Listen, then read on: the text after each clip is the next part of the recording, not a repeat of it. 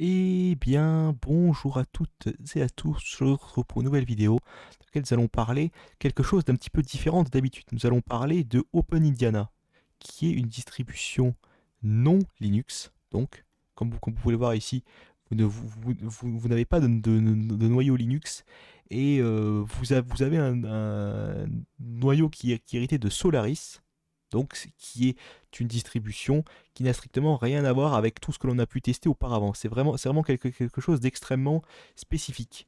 C'est une distribution donc conçue pour les stations de travail ainsi que pour les serveurs et non pas pour un usage comme on en ferait sur du desktop classique. Donc pourquoi est-ce que je vous présente cette distribution? Tout simplement parce que déjà ça fait un petit moment qu'elle m'intéresse entre guillemets. Et je dis bien distribution à tort et à travers peut-être, mais ça n'est peut-être pas tout à fait le mot adapté. Quand j'ai fait des recherches sur cet OS, j'ai eu beaucoup de mal à me décider. Concrètement, je ne savais pas du tout quoi choisir.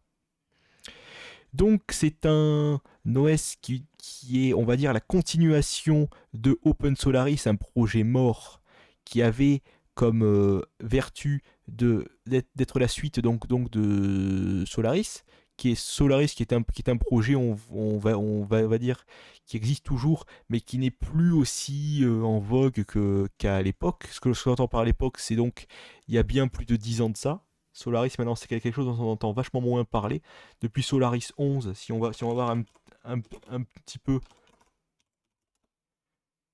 sur Internet, alors bien évidemment, Solaris, c'est une exploitation. Sinon, on va voir un petit peu les dernières versions. Donc, Solaris, donc là, on est à la Solaris 11, et c'est sorti en 2013, et depuis, on n'a pas vraiment de nouvelles versions. Et donc là, en 2021, Solaris 10 donc sera supporté. Mais à l'issue de cette période, il ne restera plus que Solaris 11 et je pense que le support va s'arrêter au bout d'un certain temps. Voilà, donc là on voit 2025, un petit peu avant la fin de 2025, mais c'est pas quelque chose qui va durer dans le temps. Bon, 2025, vous allez me dire, il reste encore 5 ans, vous avez encore le temps. Donc là, vous voyez un petit aperçu de Solaris 10 avec donc Java au Desktop Environment, ce qu'ils appellent Java Desktop System, JDS. C'est assez intéressant à voir, mais c'est vraiment une distribution payante. Donc du coup, je pense que je n'arriverai peut-être pas du coup à vous montrer quoi que ce soit pour cette OS-là. Mais en tout cas, c'est un noyau Unix, donc ça rentre un petit peu dans ce que je fais moi. C'est pas tout à fait... ça n'est pas tout à fait ça, mais bon, on peut quand même en parler sans problème. Donc, c'est une distribution qui utilise Mate comme environnement de bureau et non plus GNOME ou Java Desktop System ou ce que vous voulez. C'est quelque chose d'autre maintenant. Donc OpenIndiana est devenu une alternative communautaire, comme il le dit ici, à Solaris 11 et Solaris 11 Express, avec un modèle de développement totalement open source et communautaire. Donc ça je vous ai expliqué il y a 5 minutes ce qu'il y avait un petit peu plus haut. Donc Open Solaris n'existe plus et est devenu Solaris 11 Express. Voilà. Donc là, vous avez tout un tas de versions. Donc il y a un schéma de mise à jour à peu près biannuel. Donc 2 en 2015, 2 en 2016, 2 en 2007, 2 en 2018, 2 en 2019 et 2 en 2020. Voici ce qui est... donc on peut voir au niveau fraîcheur des paquets qu'on n'y est pas trop. Mais que d'un autre côté, c'est une distribution conçue pour les stations de travail, pour les serveurs et puis pour ce genre de trucs. Je vous propose un petit peu maintenant d'aller voir à quoi cela ressemble au niveau de la distribution. Donc là, vous pouvez voir un petit peu vite fait les statistiques de la machine virtuelle, donc ce que j'ai choisi de n'intégrer ou pas dedans, et comment est-ce que ça se présente. Voilà, donc là, on nous propose au démarrage, donc ça boot automatiquement, la toute dernière version. Alors j'ai fait exprès de prendre une version plus ancienne et d'essayer de la mettre à jour moi-même pour me familiariser un petit peu avec le système de paquets. Parce que c'est quelque chose qui m'intéressait pas mal. Donc là on est sur la 2020.10, donc la toute dernière, Hipster Edition. Donc pourquoi Hipster Edition? Tout simplement c'est un projet depuis 2013 de moderniser la distribution, donc de se débarrasser de tout l'héritage de Solaris, qui faisait que c'était une distribution assez mal, mal évolutive. C'était pas très très évolutif. Donc là, maintenant, l'OS commence à devenir un petit peu plus évolutif. Donc là, on a, comme d'habitude, un gestionnaire de connexion, donc l'IDM, tout ce qu'il y a de plus classique pour mater et DE, bien sûr. Et là, on se retrouve avec un thème maté assez, je veux pas dire moche, mais bon, c'est quand même un petit peu austère, quoi. C'est vraiment très très axé corporate et ça ne va pas plus loin. Donc là, ici, qu'est-ce qu'on a en haut? On a les préférences de la gestion d'énergie. Donc si jamais vous aviez une vraie machine et non une machine virtuelle, là, il vous afficherait tout un tas de trucs. Donc voilà, donc vous pouvez afficher l'icône ou pas de la gestion d'énergie. Par défaut, elle y est. Pareil pour le time slider, ça je n'ai pas trop compris à quoi ça sert, parce que si je validé, donc là déjà ça me force à le lancer en route. Ça va faire peut-être fermer une fenêtre. Voilà. Donc on va configurer time slider. On va le lancer en route. J'ai un mot de passe, c'est simplement une simple pression sur la barre espace. Ça va faire je ne sais trop quoi. Et ça me redemande le mot de passe. Je appuie sur entrée. C'est bien ça mon mot de passe pour info, hein. Donc là, troisième fois, il va me le faire et puis après, il va me dire erreur. Alors pourquoi, je ne sais pas. Est-ce que la pression de la barre espace n'est pas reconnue? Je sais pas. Je n'en sais trop rien. Là, on a les paramètres. Donc pareil pour le réseau, je pense que ça va être un petit peu compliqué. Mais location, donc pour la localisation, je suppose. Pour la connexion, donc, les différents profils réseau. Et Network Modifier, je ne sais pas trop à quoi cela correspond non plus. Mais là, ici, vous avez une aide donc aussi pour Network Automagic qui est assez claire, nette et précise. Donc vous avez l'explication des différents icônes. Bon, tout est en anglais, bien évidemment. Ça, c'est vraiment un défaut, entre guillemets. Il n'y a pas vraiment de traduction. Mais ça, à la rigueur, c'est pas très grave puisque c'est pas une distribution qui est réellement conçue pour être tellement axée, multilangue, vraiment francisée jusqu'au bout. C'est pas dans l'intérêt. La plupart des gens, ils vont faire ce qu'ils ont à faire sur leur application avec ce genre de distro et ils vont pas plus loin. Dans les applications préinstallées, donc je n'ai rien préinstallé de plus puisque vous allez voir par la suite que le nombre de paquets est assez restreint. Vous allez voir aussi que pour installer des paquets, c'est un petit peu la croix et la bannière. Donc dans les accessoires, vous avez la calculatrice, la capture d'écran, Ngrampa, outil de recherche, Pluma, recherche sur cet ordinateur, ça correspond à une sorte de... c'est l'équivalent, je pense, de... non, même pas. Ouais, c'est une sorte de catfish en fait. Mais version corporate encore une fois. Donc là, vous avez un petit panneau des étiquettes. Ici, vous avez le nombre d'étiquettes et le nombre de contacts. Donc là, c'est pour rechercher, pour afficher les résultats par fichier, fichiers images trouvées. J'ai un titre des fichiers. Voilà. Donc globalement, voici à quoi ressemble l'outil. Là, vous avez Eye of Maté et section de couleur matée. Donc ça, c'est pareil, c'est pas très très utile, mais bon, c'est un outil toujours intéressant à avoir dans sa boîte à outils. Bon, c'est une pipette en fait. Vous pouvez récupérer vos valeurs de couleur en hexadécimal ici, et vous pouvez les modifier un petit peu comme bon vous semble. Voilà. Dans la partie internet, vous avez donc Firefox dans une version obsolète. Je tiens à préciser que la version de Firefox qui est proposée par défaut est obsolète, dans le sens où c'est la version 60.0.9.esr. Et on aimerait bien de nos jours avoir la 68.0.12 ou .13, je me souviens plus, ESR. Voire la 78, car c'est la version actuelle en ESR qui est proposée. Cette version-là, elle était assez... bah, date de l'année dernière, voire l'année d'avant. Ça commence à être un petit peu ancien niveau mise à jour. Pareil pour Pidgin, c'est pas tout neuf non plus. Donc là, pareil, donc, vous pouvez ajouter vos comptes, donc AdWell Instant Messenger, bonjour, Google Talk, qui n'existe plus d'ailleurs, ICQ, IRC, bon ça c'est assez pratique quand même. Mais vous avez une XChat qui est dans les dépôts également, donc si jamais vous en avez besoin. Ça toujours être pratique. Vous avez Thunderbird qui est dans une version, par contre là, autant Firefox est encore à peu près passable, mais là c'est vraiment honteux. On a une version, accrochez-vous bien, 52.9. C'est une version qui est totalement, là la version de XP est extrêmement similaire. Donc là, la version de Thunderbird pour XP, il me semble qu'elle est au même niveau, 52.9. Ce qui est vraiment assez abusé, je trouve. Donc c'est vraiment très obsolète, sachant que j'ai fait les mises à jour, encore une fois, ce matin. Donc normalement, on devrait être à peu près OK. Bon, Tiger VNC, ça c'est extrêmement pratique. Vous avez un petit client VNC par défaut qui est proposé. Lui, il est, on va dire, à peu près près à jour, 1.8. Bon, ça pose pas trop de problèmes. De toute façon, un client VNC, c'est surtout au niveau du serveur qu'on cherche à avoir de la sécurité, pas tant au niveau du client. Parce que bon, le client, à partir du moment où il arrive à accéder aux différents, comment dire, systèmes de sécurité, systèmes d'authentification qui sont proposés, ça ne pose pas trop de problèmes. Donc là, dans les outils système, vous avez Kara, donc pour le gestionnaire de fichiers, vous avez l'analysateur d'utilisation des disques.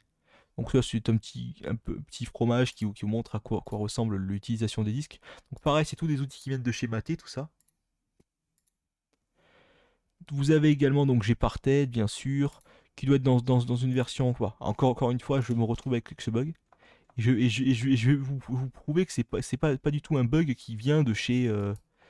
Qui vient de chez moi, puisque si on va dans le terminal, qu'on fait un SU, password, voilà, avec une simple pression sur la barre espace, si je change le mot de passe, je fais PSSWD, route, on va mettre OT, ROT, voilà. Si je retourne là-dessus, par exemple ici, que je fais, ou que je clique tout simplement, que je fais ROT, ah là, comme par hasard, ça fonctionne. Ah, tiens, cette distro me fait mentir. Donc c'est vraiment qu'elle aime pas du tout la simple pression sur la barre espace. Ça, c'est la première fois que je vois ça. La toute première fois que je vois ça sur un OS quel qu'il soit, qui n'aime pas comme bon, à part Windows qui se plaint quand le nombre de caractères est trop faible, même si 2 caractères ça passe, je crois que 1 aussi, mais par moment certaines applications n'aiment pas ça. Mais là sur une distro Unix, c'est la première fois que je vois ça, parce que d'habitude ma petite barre espace elle passe très bien. Donc du coup, si je veux aller vous montrer, j'ai parté de maintenant que je fais route ROT, voilà. Là ça passe. Étonnamment ça passe. J'ai parté de 0.4.5. Les mecs, vous abusez quand même. Un petit peu d'effort de fraîcheur quand même serait pas trop mal. Alors je vous demande pas d'être sur la dernière version de Gparted non plus, mais un petit peu d'effort. Je comprends bien qu'on est sur une distribution corporate conçue pour les entreprises, donc la dernière version n'est pas spécialement utile. Mais les gars, vous supportez quand même le protocole NVMe, vous avez quand même les modules kernel donc pour le enfin, module entre guillemets conçu pour supporter du NVMe. Donc vous avez Cups aussi par défaut qui est proposé, ça c'est vraiment cool. Donc vous pouvez imprimer avec cette distribution. Pareil, une version un petit peu obsolète, je crois que voilà, 2014. On aimerait bien, pour le support des imprimantes plus récentes, avoir un serveur d'impression un petit peu plus récent. D'ailleurs, avec toutes ces conneries, si on fait un petit top, on va remarquer, donc là du coup on va agrandir la page, on peut remarquer que on a 90 processus, donc 80-88 qui ne sont pas actifs d'ailleurs. Mais sinon, niveau consommation de RAM, on est à peu près à... donc là, il consomme... Donc là, on a 8 Go de RAM sur la VM, il en consomme plus de... Alors, on va sortir la calculatrice, parce que j'ai pas envie de passer pour un guignol. 8192 moins 5845. Alors on va prendre ça. 2340, donc 2 Go 34 de RAM consommée. Alors certes, on a un petit peu bricolé, on a un petit peu fait tout un tas de trucs, mais là, c'est quand même assez énorme. Qu'on soit bien d'accord. C'est vraiment... bon, au moins la distribution, elle est pas pachydermique au niveau de la RAM. Ça, on ne peut rien lui dire. Pourtant, c'est un maté qui devrait consommer à vide absolument que dalle. Là, on n'a pas non plus grand-chose qui tourne, donc Marco, donc pour le compositeur graphique, On a SendMail, donc ça, c'est pour les messages, je crois, système. Euh, RPC Bind et SSH-Agent, donc le SSH est proposé, d'accord. Donc là après si on descend un petit peu, je ne sais pas trop me servir de top après. Tout ce que je sais faire c'est un simple CTRL-C et puis bien évidemment si vous faites un SU, vous faites pas... Non, c'est vrai que maintenant le password a changé donc. SU, ROT, voilà. Vous faites un petit PKG list, donc je vais vous montrer un petit peu à quoi ressemblent les paquets que l'on a dans la distribution. Alors j'ai bien volontairement mis les paramètres de ma terminal en historique de ligne en illimité, comme ça vous voyez vraiment tout. Là, vous pouvez voir, on a quelques petits codecs, donc FLAC, libtheora, Ogvorbis, quelques algorithmes de compression, quelques, quelques langues ici, Userland Incorporation, certains trucs pour la crypto, pour les bases de données apparemment. Donc il y a beaucoup de donc desktop, compise, maté, développeur build, donc on a de quoi build certains paquets, certaines choses. On a DDU, alors je ne sais pas trop à quoi DDU correspond, si ce n'est Display Driver Installer sur Windows, mais là je pense que ça ne veut strictement pas du tout dire ça. Disk info. Driver Firewire, donc on peut voir, je vais vous montrer, il y a bien des drivers storage NVMe ici. Donc on a tout un tas on a un très très bon support matériel visiblement, puisqu'il y a beaucoup de, de pilotes qui sont proposés, donc beaucoup de trucs qui sont vraiment qualitatifs à ce niveau-là. J'ai rien à reprocher. Donc pareil pour les images, vous avez libjpeg, libjpeg Turbo, libjpeg 6, 8. GStreamer également, donc les plugins. Donc il n'y a pas les plugins de Glee, Bad et puis tout ce que vous voulez, donc ça c'est assez dommage aussi. Pareil pour tout ce qui est libedit, libfuse et puis tout cela. Libspectre, OpenLDAP, Python, donc il y a Python 3.5 qui est proposé dans la distribution. Et voilà, donc tiré 35. Et puis après, on a tout un tas de. Donc on a les différentes localisations. Est-ce qu'il y a un FR extra? Oui, il y a un FR extra. Java, OpenJDK 8. Bon, ça va encore, c'est encore supporté. Je n'ai rien à dire. OS Welcome, donc Perl, Python, sudo. Ah, donc vous avez à peu près tout vu. Donc on n'a pas Firefox, on n'a pas Chromium, on n'a pas tout un tas de trucs. Donc là on a les drivers graphiques entre guillemets qui ne sont pas conçus vraiment pour faire de la 3D, mais je pense qu'il doit y avoir moyen de le faire. Il y a peut-être il y a peut-être ouais non. Non, pas vraiment. Alors après peut-être qu'avec Firefox et puis un petit truc en WebGL ça passerait peut-être, mais je ne sais pas trop. Ce que je voulais vous montrer, c'est à tel point donc du coup on va taper LibreOffice Open Indiana. Parce que vous avez bien vu qu'il n'y a pas LibreOffice. Donc vous n'avez pas LibreOffice dans la distribution. Et la raison pour laquelle il n'est pas présent, c'est qu'il est dans un dépôt tiers. Donc j'ai volontairement installé tout un tas de tout un tas de choses, donc tout un tas de dépôts entre guillemets. Par contre, je n'ai pas réussi à activer les différents. Donc si on va dans le terminal ici, puis qu'on fait bien la commande qui est ici, donc SU BEADM list, on peut voir qu'il y a bien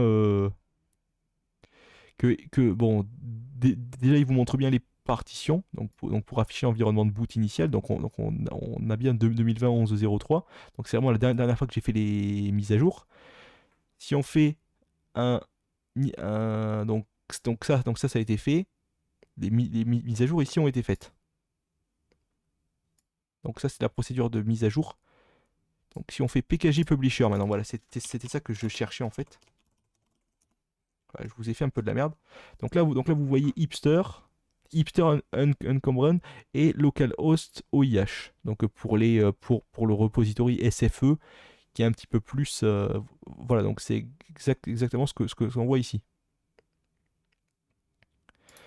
Donc il faut si possible de faire une priorité. Donc le truc qu'il y a, c'est que par exemple si je m'amuse à faire pour les compléments GNOME ici,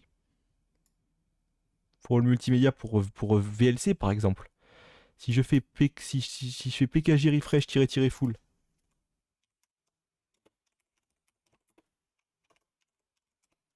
ça va prendre un certain temps bien sûr, sauf que la récupération des catalogues ce matin il me l'a déjà fait. Donc donc je vais vous montrer clairement bon, au fil de la fin de la vidéo, entre guillemets, là on s'approche de la fin, je vais vous montrer que je ne suis pas de mauvaise foi en ce qui concerne la recherche des paquets. Donc là, on va essayer de refaire un petit PKG list. Est-ce que l'on voit plus de choses ou pas? Donc je suppose que si on fait un petit rechercher VLC, ah non, VLC n'est pas là. Alors que lui ici, VLC, il arrive clairement à le trouver dans Média. Donc si je vais donc là, si je descends un petit peu plus bas, G, H, J. Voilà, donc on a même pas média. Ah si, on a deux trucs en média, CDR Tools et DVD puis CRW Tools. Mais bon. Donc là, pareil pour LibreOffice. On a pas LibreOffice tout à l'heure. Sachant que on est obligé, donc du coup, entre guillemets. Ah, d'accord, j'ai compris. On est obligé d'abord de set le publisher. Ah, voilà, c'est plus clair. Ah,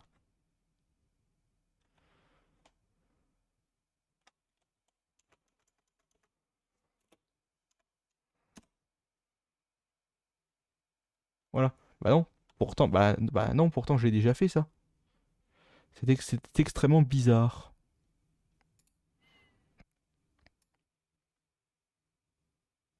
Donc là, du coup, il nous explique comment installer les différents outils donc, dont on pourrait avoir besoin. Sauf que le problème, c'est que les repositories, je les ai déjà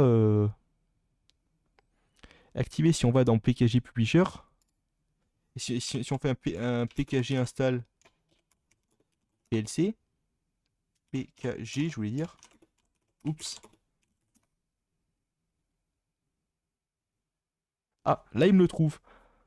Ce qui est extrêmement bizarre, ça voudrait dire dans ce cas-là que la commande que l'on a vue tout à l'heure, donc la sainte A, reject. Hmm. Bah, no matching version Qt 4.8.7 peut être installé. Donc du coup, il n'y aurait pas de système de dépendance. Je vous propose de me laisser un petit moment, je reviens. Nous retrouvons donc ainsi pour la suite de la vidéo, dans laquelle j'ai réussi à installer quelques petits paquets comme vous pouvez le voir ici. Donc ce qui était indiqué dans le dans la liste ici, donc GNOME Backgrounds, Sound Recorder qui passe, Getum, Inkscape, donc dans une version relativement récente, la 0.9.2, enfin 0.92 comme vous m'avez compris, Cheese, Bluefish, DIA pour les diagrammes, Xane pour le scanner, GIMP qui est également présent dans Graphisme, dans une version je suppose assez récente, j'espère, ouais, voilà, une 2.10 quand même. Parce que là, souvent dans ce genre de distribution là, on se retrouve avec du 2.8, c'est souvent pas très terrible et pas très très adapté. Là au moins, bon, c'est relativement récent, ça ne pose pas trop de problèmes. 2.10.18 j'espère. Ah, point 22 quand même. Bon, ça va, c'est à jour. Ça a le mérite d'être à jour. Je ne dirai rien. Et j'ai FTP donc, comme vous le savez très bien, pour aller chercher des FTP. Par contre, VLC ici, je n'ai pas réussi à l'installer. Il y a des problèmes au niveau des dépendances, visiblement. Il me demande Qt et puis tout un tas de choses que je n'ai pas réussi à lui apporter, bien évidemment. Malgré que il y ait les trois dépôts, donc Open Indiana Encumbered, ainsi que SFE. Donc le troisième que j'ai rajouté. Donc il y a quand même encore quelques petites choses que je trouve qui... Mais c'est vrai, c'est vraiment dommage parce à part ça, l'OS en lui-même, j'allais dire la distribution une fois de plus, mais l'OS, je le retrouve vachement sympathique. C'est quand même, ça mériterait un petit peu plus de fraîcheur au niveau de certaines choses. Même de, parce que là, on parle plus de fraîcheur, on parle de péremption carrément. C'est à ce niveau-là, on en est rendu là. Donc là, j'ai LibreOffice 5.2 qui se télécharge une version, je ne peux pas dire ancestrale, mais même sur XP, on peut installer des versions plus récentes que ça. On peut installer à 5.4. Donc, et sur Vista, je crois que c'est à peu près pareil. Mais le problème ne vient pas de là. Le problème vient du fait que c'est vraiment des applications qui sont obsolètes et qui ne sont pas conçues pour être utilisées de manière propre dans un environnement même professionnel. LibreOffice 5.2, pour aller bricoler certaines choses, ça passe. Mais c'est comme je le dis toujours, un vieux pack office ça passe parce que c'est maintenu et c'est bloqué dans une version stable. Mais vu que LibreOffice n'est pas vraiment considéré comme étant stable et encore moins considéré comme étant utilisable en entreprise, enfin, techniquement si, sauf que le problème c'est que je connais très très peu d'entreprises qui utilisent LibreOffice, à part l'éducation nationale, mais c'est encore un autre débat. L'éducation nationale propose en majeure partie du LibreOffice sur ses postes, notamment pour les élèves, mais il en est de même pour les enseignants, bien sûr, généralement, ce sont les mêmes réseaux informatiques. En tout cas, je pense que l'on a à peu près tout vu. Je vous propose donc d'attendre un petit peu que ça termine, bien sûr. Là, donc là, vous voyez un petit peu à quoi ressemble l'installation d'un paquet. Donc là, vous voyez mes tentatives. Donc il n'y a pas de GStreamer plugin ugly, il n'y a pas de codec OpenCore AMR. Donc là, il nous indique comment est-ce qu'il rejette un petit peu toutes les différentes choses qu'on lui demande. Donc je lui ai demandé d'installer pas mal de trucs, donc ce qui était dans la liste en fait. Et je peux d'ailleurs vous prouver que le tutoriel est relativement récent, vu que il est indiqué ici que la courante version est la version 2019.10. Donc c'est-à-dire une version qui date précisément d'il y a un an. Et donc là on est à la 2020.10 et non plus 2020.04. Et donc Maté 1.22, c'était ce qu'on avait l'année dernière, bien sûr. Mais bon, dans tout ce que j'ai à vous dire, c'est que c'est vraiment dommage. Il y a vraiment du bon dans cet OS. Même les thèmes, même si on va dans apparence ici, on peut voir qu'on a tout un tas d'arrière-plans qui sont proposés. Donc là bien sûr, il va pas me les proposer. Ah si, voilà, ça y est. On a dans les arrière-plans de Maté. J'aime bien celui-ci généralement. Je le trouve assez joli avec les petites vagues. Et j'aime bien celui qui est proposé par défaut. Mais voilà, ce qu'il appelle Blue Sky. Mais là, vous avez également les bandes, l'arc et aucun arrière-plan dur. Même où il y a marqué aucun arrière-plan, je trouve assez joli parce que c'est une espèce de petit dégradé propre. Voilà, enfin, c'est vraiment. Ça ressemble à du maté, quoi, mais c'est là où je trouve maté pas trop, trop, trop dégueu. En vert comme ça, c'est pas trop moche. Voilà. Bon. Et puis vous avez bien sûr le thème que vous pouvez aller modifier. Donc le thème qui apparemment s'appelle Nimbus. Mais bon, vous avez des thèmes beaucoup plus traditionnels comme le traditionnel green ici. Voilà. Ce qu'on trouvait sur les Ubuntu un peu plus anciennes à une époque.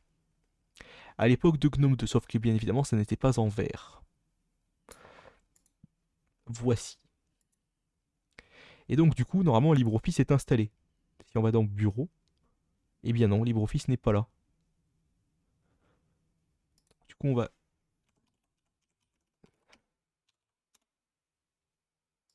LibreOffice court peut-être.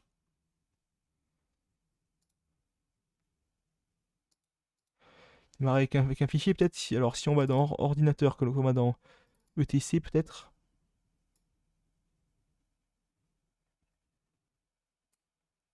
C'est peut-être S-Office aussi. Non. Hmm.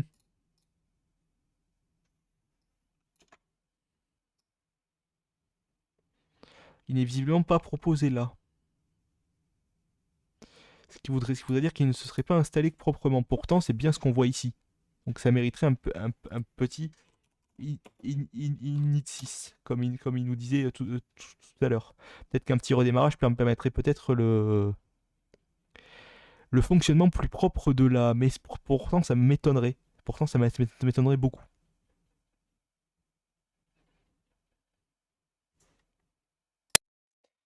Eh bien non, il s'avère qu'après un redémarrage, je ne trouve toujours pas LibreOffice. Donc je trouve ça assez dommage quand même. Alors est-ce qu'il se serait pas fourré quelque part d'autre dans préférences, autres? Non. Bah non.